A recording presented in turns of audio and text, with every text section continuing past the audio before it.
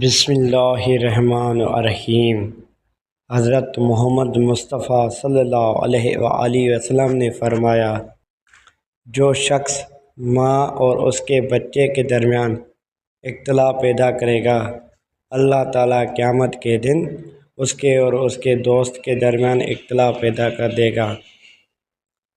کچھ گناہ ناقابل معافی ہیں، کچھ کا حساب نہیں چھوڑا جاتا اور کچھ معاف کر دیے جاتے ہیں، یعنی اللہ کے ساتھ شریک بنانا، ایک دوسرے پر ظلم کرنا اور کسی کے اعمال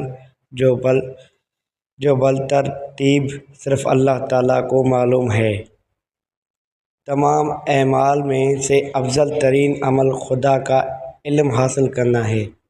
بے شک وہ عمل مفید ہے جو علم کے ساتھ ہو، مقدار میں بڑا ہو یا چھوٹا ہو، اور وہ عمل نقصان دہ ہے جو جہالت کے ساتھ مل کر ہو، مقدار میں بڑا ہو یا چھوٹا ہو۔